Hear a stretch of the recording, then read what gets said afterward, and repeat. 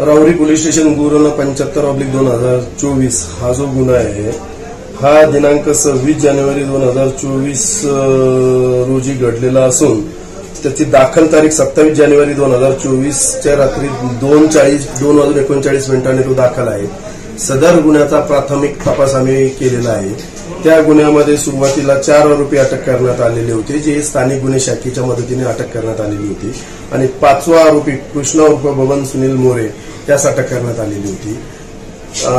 दिनांक 31 जानेवारी 2024 पर्यंत आम्ही जो तपास केलेला आहे त्याच्यामध्ये या गुन्ह्यातील मुख्य आरोपी जो आहे तो किरण उर्फ दत्तात्रय नानाभाऊ दुसिंग असल्याचं तपासात निष्पन्न झालेलं आहे आणि सदर आरोपीने त्याच्या इतर 4 साथीदारांच्या मदतीने या वकील दाम्पत्याचं अपहरण करून त्यांच्याकडे खंडणी मागून त्यांनी खंडणी न दिल्यामुळे त्यांचा खून केलेला आहे आणि त्या मृतदेहांची विल्हेवाट उमरे येथील स्मशानभूमीतील विहिरीत केलेली होती आणि पोलिसांची दिशाभूल करण्यासाठी त्या मयत दाम्पत्याचं जे वाहन आहे ते कोर्टात लावलेलं होतं आणि या गुन्ह्यामध्ये अद्यापपर्यंत जो 31 जानेवारी 2024 पर्यंत आम्ही तपास केलेला होता। नंतर वरिष्ठांच्या आदेशाने सदर गुन्ह्याचा तपास सीआयडी कडे वर्ग झाल्याने पुढील तपास सीआयडीचे डीवायएसपी श्री वाजे साहेब पुढील तपास करत आहेत। या आराव हत्याकांडामध्ये अहमदनगरचे राष्ट्रवादीचे जे आमदार आहेत संग्राम जगताप, तर ही संग्राम जगतापची टोळी असल्याचं कुठेतरी ज्येष्ठ पत्रकार निखिल वागळे यांनी म्हटलंय।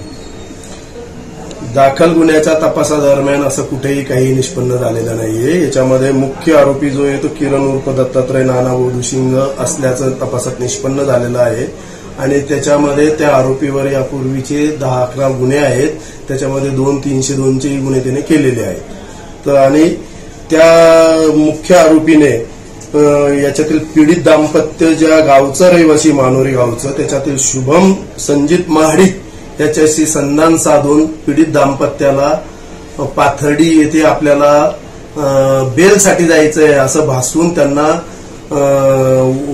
त्या ब्राह्मणे गावाच्या शिवारामध्ये तिथे नेलेलं आहे आणि तिथे अगोदर सुरुवातीला पुरुष वकील यांना नेलेलं होतं, मिस्टर आढाव यांना नेलेलं होतं आणि ते खंडणी द्यायला तयार नसल्यामुळे यातील आरोपी शुभम संजित महाडिक याचा त्या महिला वकील जे आहेत त्यांच्याशी परिचय असल्यामुळे त्यांना आपल्याला मोठा देवीला घ्यायला जायचं असं सांगण्यास भाग पाडून त्यांनाही तिथे घेऊन आलेले होते आणि मग त्या दोन्ही दाम्पत्यांना तिथे टॉर्चर करून त्रास देऊन नंतर त्यांच्या राहते घरी नेऊन तिथे त्रास देऊन नंतर परत पुन्हा गाडीमध्ये त्यांचा मर्डर करण्यात आलेला होता आणि त्या दोन्ही प्रेतांची विल्हेवाट उमरे येथील स्मशानभूमीत करण्यात आलेली होती।